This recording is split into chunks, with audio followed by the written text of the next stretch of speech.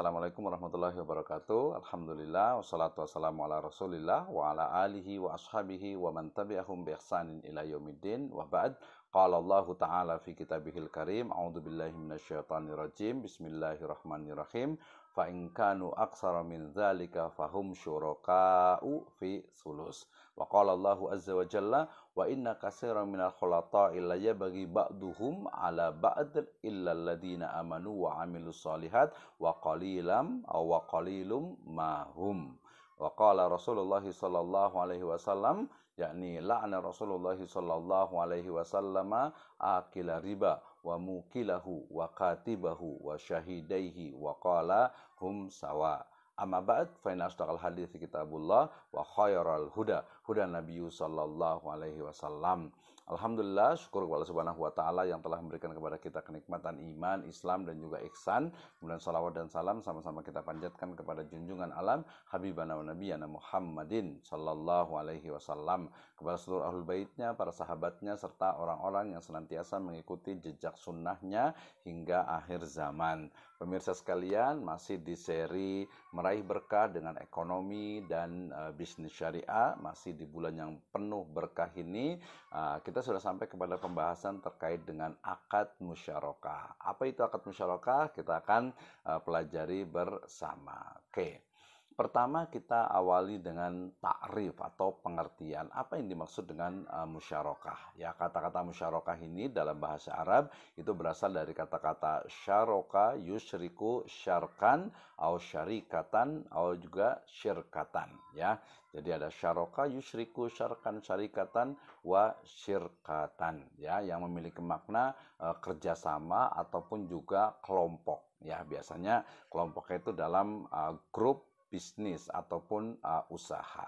Nah, kemudian tadi secara etimologi, secara bahasa, secara terminologi atau secara istilah saya mengambil definisi dari fatwa DSN MUI, ya, yang maksud dengan musyarakah itu adalah pembiayaan berdasarkan kerjasama antara dua pihak atau lebih, ya, untuk suatu usaha tertentu, ya, di mana masing-masing pihak memberikan kontribusi dana dengan ketentuan bahwa keuntungannya ataupun risiko akan ditanggung bersama, ya, sesuai dengan kesepakatan yang telah disepakati, ya. Merujuk kepada istilah ini, maka yang dimaksud dengan musyarakah itu adalah kerjasama usaha di mana pihak-pihak itu memberikan dananya, kemudian melakukan kerjasama dan pembagian keuntungan ataupun kerugian itu ditanggung secara bersama-sama sesuai dengan proporsi dari modalnya, ya, dari uang yang disetorkan sebagai modal usahanya. Nah,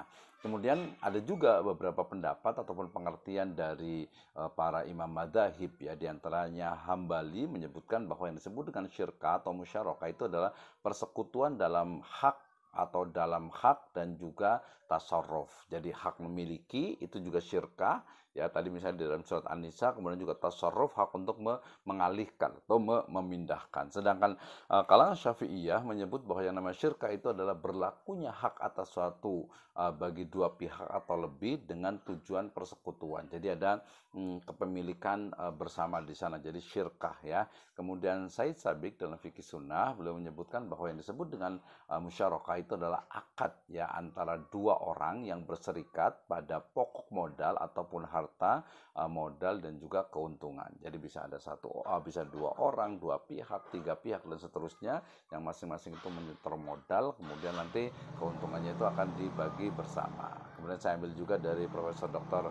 Tengku Muhammad Tasbih Siddiqi, beliau menyebutkan bahwa yang namanya musyarakah itu adalah akad yang berlaku antara dua orang atau lebih, ya, berarti dua pihak atau lebih, ya, untuk bekerja sama dalam suatu usaha dan membagi keuntungannya, ya, sesuai dengan proporsinya tentu saja. Nah, ini adalah pengertian dari musyarakah. Nah, musyarakah ini didasarkan kepada firman Allah Subhanahu wa taala dalam surat An-Nisa ayat ke-12 dan juga surat Shad ayat ke-24, ya, di mana Allah Subhanahu wa taala berfirman dalam surat An-Nisa ayat ke-12, a'udzubillahi minasyaitonirrajim, fa in kanu aktsara min dzalika fahum syuraka'u fi sulus, ya, bahwasanya jika saudara-saudara seibu itu lebih dari seorang, maka mereka bersekutu ataupun bersyirikat dalam sepertiga itu. Jadi dalam warisan itu ketika nanti ada dua orang perempuan itu, maka kemudian dia akan memiliki hak 2/3 dari keseluruhan hartanya, ya, dua orang atau lebih gitu ya.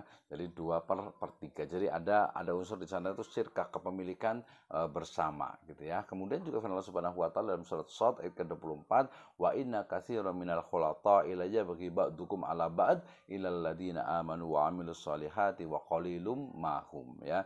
Memang ya banyak di antara orang yang bersekutu itu berbuat zalim kepada yang lainnya, kecuali orang-orang yang beriman dan mengerjakan amal soleh, dan sedikit jumlah mereka. Jadi ayat ini sebenarnya lebih bicara tentang bagaimana ya banyak orang yang melakukan syirkah, musyarakah, kerjasama usaha, sebagainya itu zalim dengan yang lainnya. Illa, ya, kecuali orang-orang yang beriman dan beramal soleh. Berarti ada pengecualian di situ. Dengan adanya iman, dengan adanya amal soleh, insya Allah tidak akan berbuat zalim kepada rekan ataupun mitra kerjasamanya atau mitra syirkahnya. Oke. Pemirsa sekalian, seperti juga akad-akad yang lainnya, dalam akad musyarakah ini juga ada rukunnya, ya. Rukun pertama adalah tentu saja akidain, ya, yaitu para pelaku akad, ya, mitra usaha di situ, di mana masing-masing kan dia punya usaha, punya modal dan lain sebagainya. Yang kedua adalah objek akadnya, yaitu modal ataupun mal, dan juga ada kerjanya. Jadi ada kontribusi untuk usahanya itu. Yang ketiga adalah sikotnya, yaitu adanya ijab dan qabul, ya,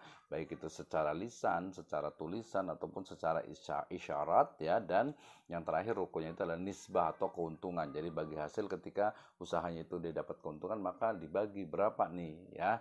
Nah, sedangkan persyaratannya, ya, menurut Imam Abu Hanifah, ya, menyatakan bahwa semua jenis syirk itu mengandung arti perwakilan, karena memang ada perwakilan di situ, sehingga kemudian pihak yang diperbolehkan untuk menerima atau mengirimkan wakilnya untuk bertindak hukum terhadap objek perserikatan sesuai dengan izin pihak-pihak yang lainnya. Jadi bisa, ya, tidak mesti dia langsung, tapi melalui akad wakalah ataupun perwakilan. Kemudian presentasi, ya, keuntungan, ya, presentasi keuntungan itu masing-masing pihak itu ya diketahui, ya, sejak berlangsungnya akad. Jadi ketika akad itu dimulai, oke, akadnya berapa persentasinya, berapa persen, kemudian juga apakah dibagi rata atau seperti apa, ya. Termasuk juga tadi keuntungannya itu ditentukan secara global berdasarkan persentasi, ya, sesuai kesepakatan, dan tidak boleh ditentukan dalam jumlah tertentu atau pasti. Jelas, ya, kalau ditentukan berarti nanti ada unsur gambling, artinya usahanya belum jalan tapi kok sudah ditentukan keuntungannya. Wah, nanti dekat-dekat dengan apa? Dengan riba tentu saja. Nah,